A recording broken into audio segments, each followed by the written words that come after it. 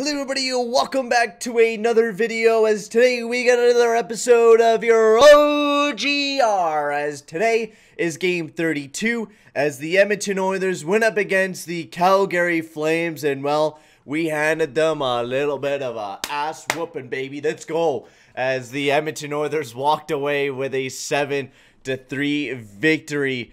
And oh my lord, was this ever a beautiful game by the Edmonton Oilers. We had, depth scoring, which apparently most of the Calgary Flames analysts say that we don't, Mr. Eric Francis. And we did. I mean, we only had 4 forwards that didn't have one single point in this game. Everyone on the team had, a point or two or even more, like McDavid or Draisaitl. But this team really put it together in tonight's game. We really had a bad one on Monday, but this team came together and we were high paced. We were skating our asses off. We played a full 60, which is something that we usually don't do, especially this year. It seems like, we played that 20 minutes where we play really good. We get some offense, and then in the third period, we usually choke, which was one of my worries. Is like, we had a 3-1 series lead, or 3-1 lead going into the third period, and I was like, oh man, Calgary's gonna march right back in, and then you know what happened next. 4 in a row goals for the Edmonton Oilers. So let's get into reviewing this game, because there was a lot of goals, some that I don't remember, some that I do. And we'll get off to the first one. Ryan Nugent-Hopkins, keep Nuge forever, baby, as that trend will keep on going, as there's been some contract talks with him. Maybe I'll make a video about it later on, but it's nothing too huge anyways. As Nuge, he picks up his 11th on the season. It was a wide open rebound for the guy.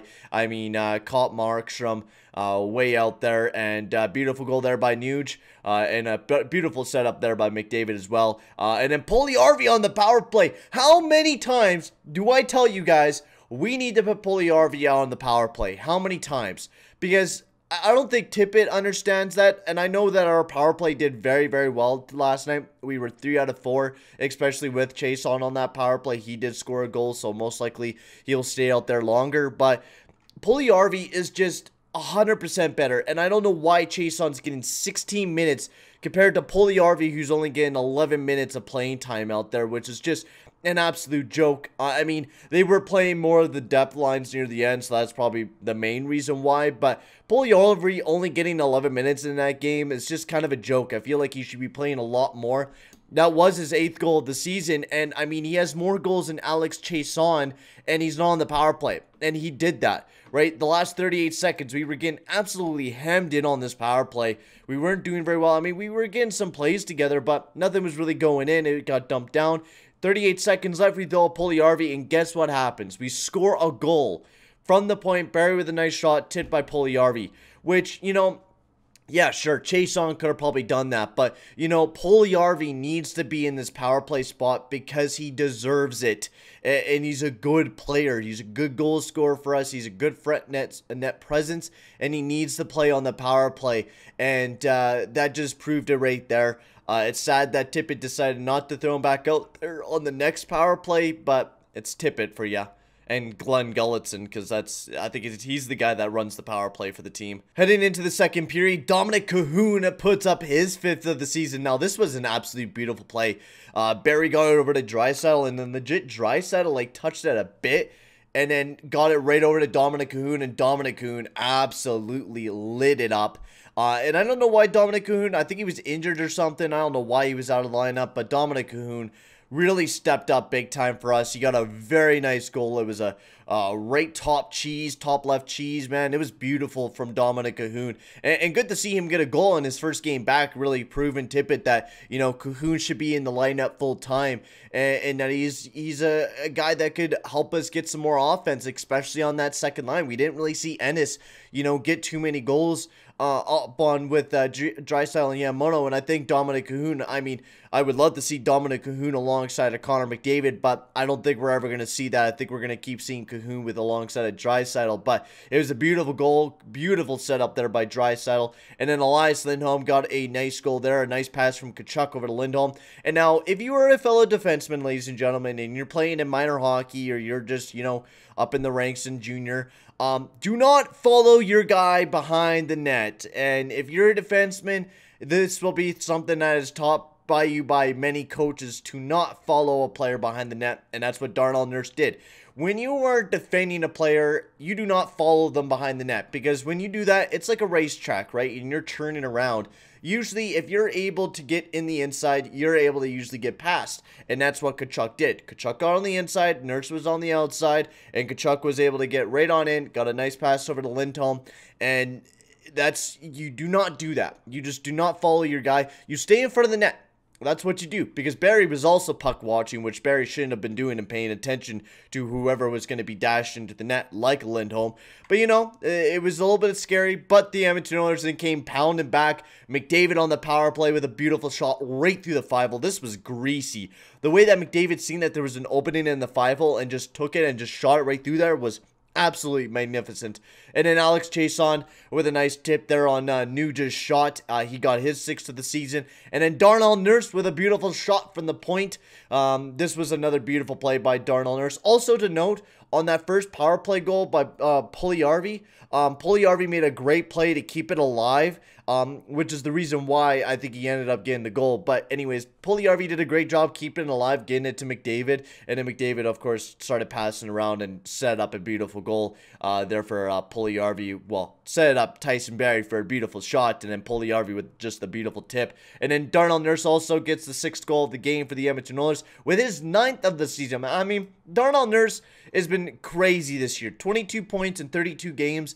I mean, you could also talk about Tyson Barrie being crazy as well. I know he's been great offensively, and everyone's like, oh yeah, he could be like a great 1-2 punch with Oscar Klefbom. No, we do not want Tyson Barrie on this team, ladies and gentlemen. I love him as rental. That's the way that I'm looking at Tyson Barrie right now. I love him as an offensive tool. I think Tyson Barrie is a great, you know, passer. He could shoot the puck decently well at some moments in time.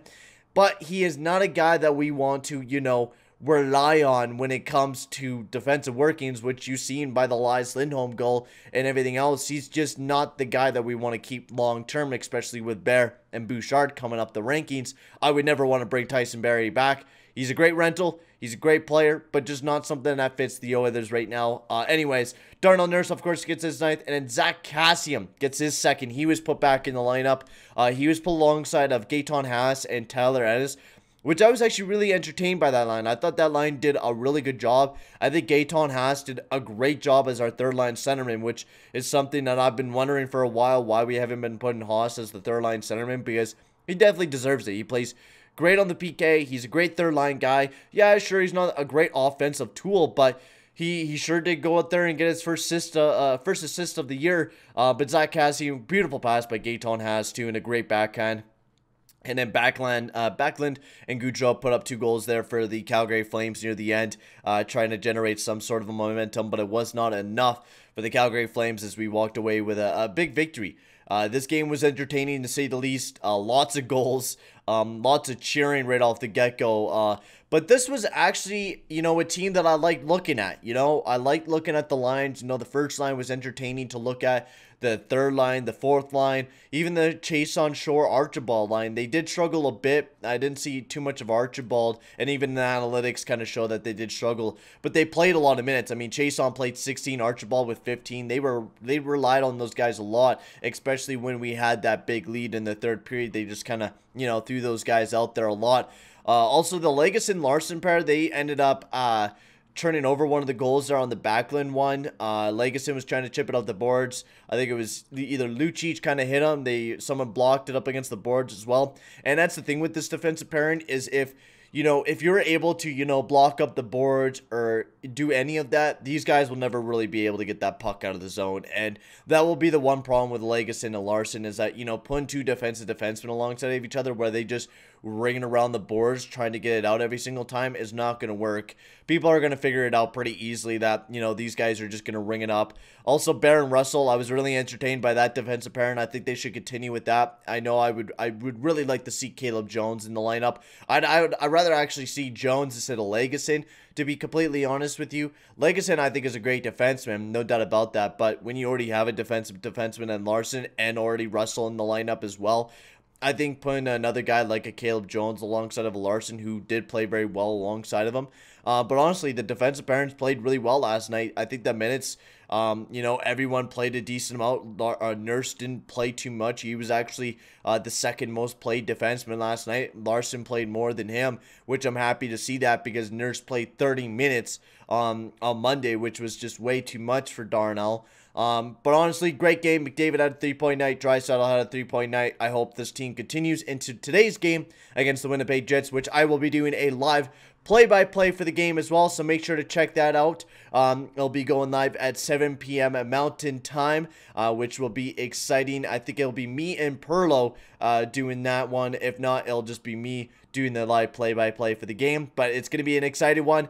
So thank you guys very much for watching. Make sure to like and subscribe, and I'll see you guys all in the next one.